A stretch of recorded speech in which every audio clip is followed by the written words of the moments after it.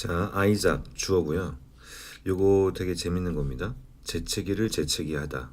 동종 목적어라는 아주 회개망측한 이름을 갖고 있는 영어 규칙입니다.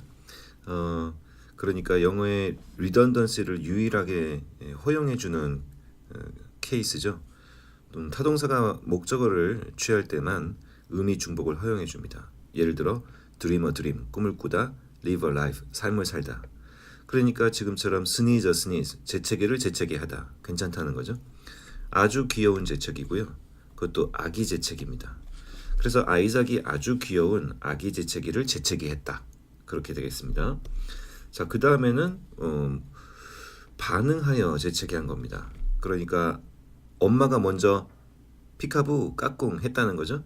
거기에 반응하여 아기 이름이 아이작인데 아이작 아기가 아주 귀여운 아기 재채기를 한 겁니다. 그 다음 질은 엄마인 것 같습니다. 엄마가 어떤 표정을 짓고 있었습니다. as though, 마치 뭐인 양 가정법을 이끈다 그랬죠. 그래서 여기 he had just risen up.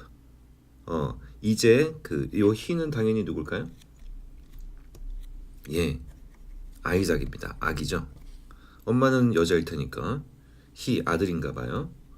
그 아들이 이제 막 일어서기라도 한 것이냐.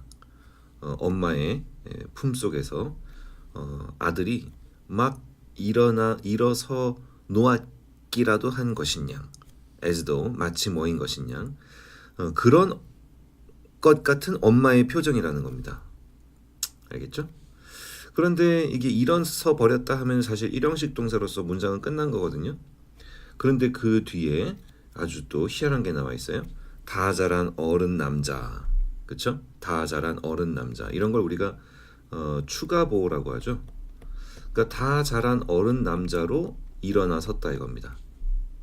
그리고 and하고 이 병치되는 동사가 또 나오는데요. 아주 사랑의 노래 몇 곡을 불러주기라도 한 것이냐. 누가요? 아기 아들이요. 그러니까 엄마가 까꿍했는데 아기가 거기에 반응하여 아주 귀여운 재채기를 했을 뿐인데 그 재채기가 엄마 귀에 들리기에는 마치 어떻게 들린 것 같은 엄마의 표정이에요. 예, 이 아기, 자기 품속에 있는 아들이 벌떡 일어나서 어른 남자가 돼가지고 엄마한테 멋진 사랑의 노래 몇 곡 불러준 것 같은 그런 것이기라도 한 것이냐. 엄마가 너무나 행복한 표정을 지었다고 하는 아주 예쁜 문장이네요.